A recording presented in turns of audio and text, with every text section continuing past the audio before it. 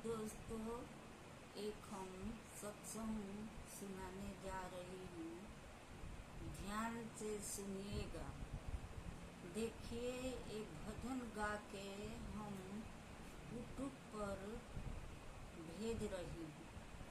आप लोग प्रेम से सुनिएगा। राधा स्वामी का भजन है।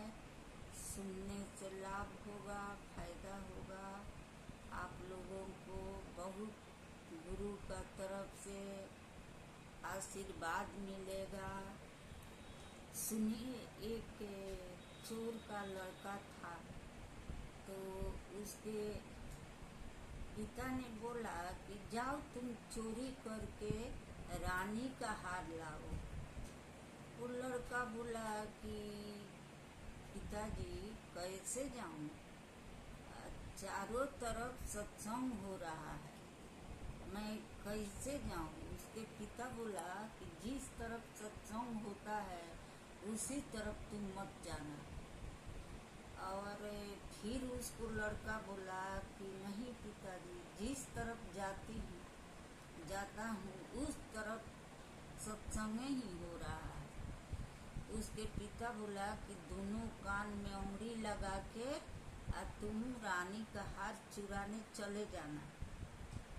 वो दोनों कान में उंगली लगा के चला गया रानी का हार चुराने। तो आगे बढ़ा तो उसके पैर में कांटा हल गया।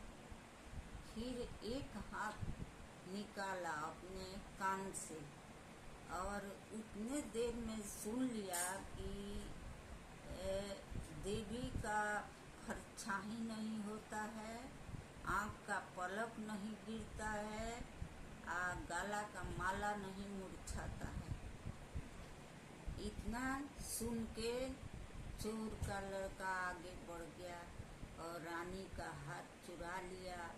चुरा के घर लाया और पिताजी को दे दिया।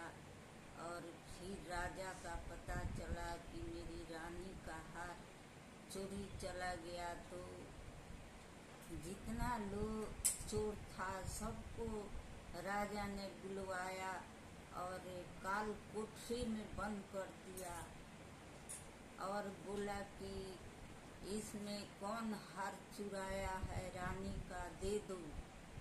अगर नहीं देगा तो माता रानी तुमको सिर काट कर हाथ में ले लेगी।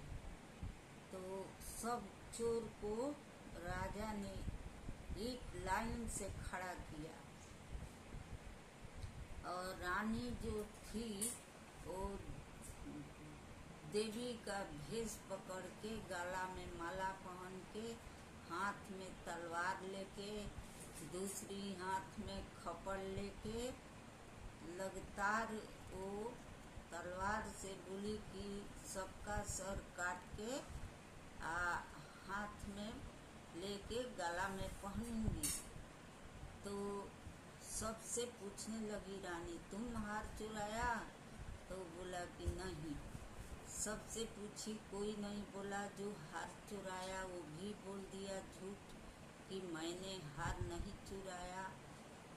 फिर आया घर चोर और अपने पिता से बोला कि पिताजी, आप तो कहते कि सत्संग मत सुनिए और एक गुड़ में कांटा हल गया, एक कान का उंगली निकाली, तो इतने में हम सुनी कि देवी का परछाई नहीं होता है और गला का माला नहीं मुरझाता है, आँख का पलक नहीं गिरता है।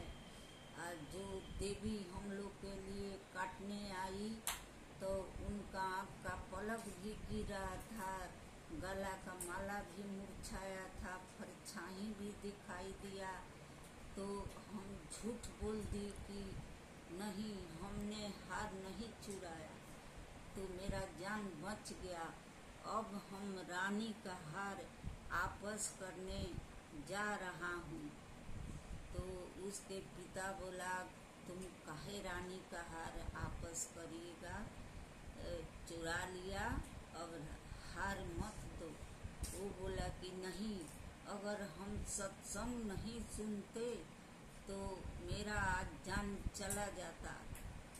गया और राजा से बोला कि राजा, मैं आपका पैर गिरता हूँ, मैंने हार चुराया और अब आज सत्संग सुन लिया, इसीलिए मेरा जान बच गया।